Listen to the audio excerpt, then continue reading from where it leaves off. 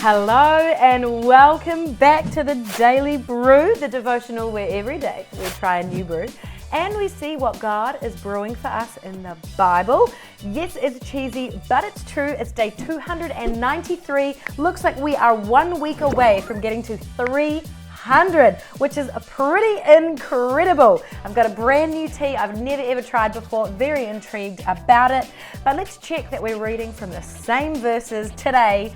You can check that out in the description below from whatever platform you're listening to, whether it's Spotify, Apple Podcasts, YouTube, or wherever you are. But let's read it. So today it's Psalm 119, verses 65 to 72, 1 Timothy chapter 5 and chapter 6, verses 1 and 2, and Jeremiah chapters 43, 44, and 45. So that is going to be good. We're going to be talking about that in just a second. But before we do, I need to try this tea. If you're watching on YouTube, you'll already have seen it in the corner of the screen. But if you are listening, today I'm going to be trying Healthery's multivitamin sweet berry tea. It's got vitamin B, C, and D. It helps with immunity and energy support. And my favorite part about it is that it's just got pictures of berries on the top. So I'm very excited about it. I've kept the tea bag in because I'm hoping for a nice, strong tea. Now, Healthery's brand also does this really cute thing on their tea bags. They've got tea bag with a string and then a little paper kind of, I don't know what you call this, just like a little square. It looks a little bit like one of those bread bag holders, but it's not. It's made of paper, and they always have a little pun on it. So today, very cheesy, but the pun for the Healthery's tea bag says, "Don't worry, tea happy." All right, well, thank you for that, Healthery's. Let's give it a go. The multivitamin tea. I'm hoping it's fruity because if it's good for me, I want to be drinking it a little bit more often. So cheers.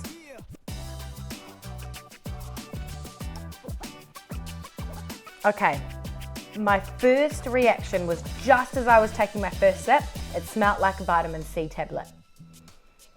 And it's actually got a really lovely kind of berry fragrance, but I wouldn't say it's got a berry taste. Interesting. I want to try that again in case I got something wrong here. Yeah, I mean, it's nice, and I do feel like it's not really a strawberry flavor, but it is kind of like maybe like a boysenberry or blueberry kind of vibe going on. But it also tastes like a vitamin C tablet. Which, look, if in all honesty, I'm trying to build up my immunity, it probably means that it's actually doing something. It actually probably is what it says it is. It's good for you. And it is called multivitamin, so what else did I expect? But yeah, I mean, I'm very conflicted. Like, I would drink that tea for sure, but it definitely isn't like a berry situation that I was expecting. So I reckon it probably is quite healthy for you though, because it tastes healthy, you know? Not everything that tastes healthy is bad. But anyway, gotta get onto the Bible. We've had enough of the brews. Let's get into it.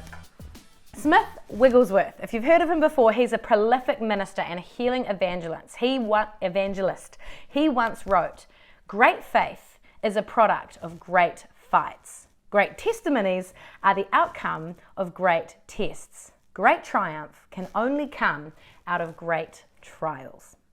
Smith Wigglesworth lived a life with many things he had to overcome. And so it is with everyone. Everyone has had struggles in their life. You've had a struggle that you've had to work through and overcome. I've had a struggle and I've had to overcome. You may be in the middle of a struggle season right now. Well, I want to encourage you. Let today's devotional inspire you and encourage you. We can choose to see hard times as God's training ground. I believe that God rarely authors our pain, but He will not waste it. I want to say that again because I think it's a very powerful thing to remember, especially when you're in the middle of a struggle. He rarely authors our pain, but He will never waste it.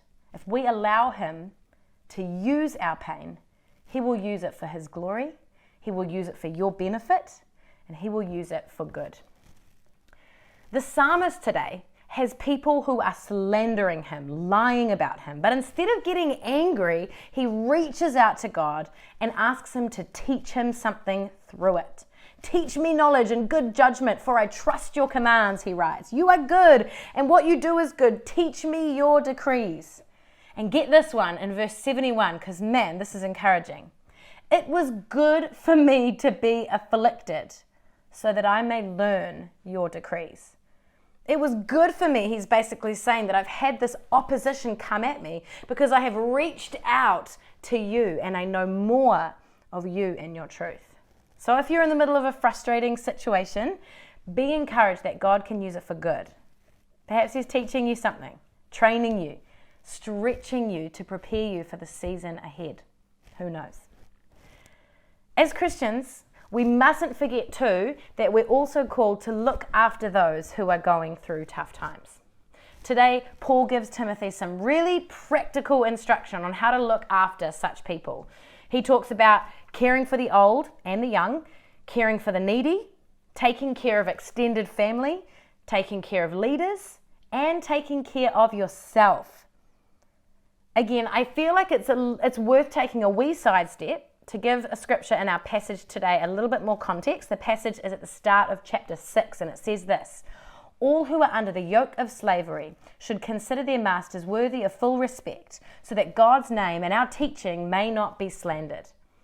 Paul here is talking about slavery, but I just wanted to give you some context. The letter was written at a time when Christians were not in a position to lead the fight against slavery. Now, historically, it was Christians who led the fight against slavery when the fight against slavery became central to our world. But back then, they were a tiny minority in an empire where a high proportion of its population were slaves. It was very normal. It was very standard. Paul is not endorsing slavery in this passage. Really important for us to understand. Rather, he's giving practical advice on how to live when we find ourselves in circumstances that are far from ideal. So Paul here does not endorse slavery. He's just explaining how to live through it. And finally, we're encouraged through Jeremiah today to stay faithful to God through hard times, because Jeremiah certainly did that. His long ministry, and it was long by the way, would have seemed to the world like an absolute failure. No one listened to him. He was persecuted for his words of truth. The people of Israel were exiled in his lifetime. How discouraging. The prophet of the Lord sees the people of the Lord go into exile. Baruch, Jeremiah's scribe, was incredibly discouraged, and we read that in our scripture today. 45 verse 3, Baruch says, "Woe to me, the Lord has added sorrow to my pain. I am worn out with groaning and find no rest." But look at God's response. It's challenging today. In verse 5, it says, "Should you then seek great things for yourself? Do not seek them, for I will bring disaster on all people, declares the Lord. But wherever you go, I will let you escape with your life."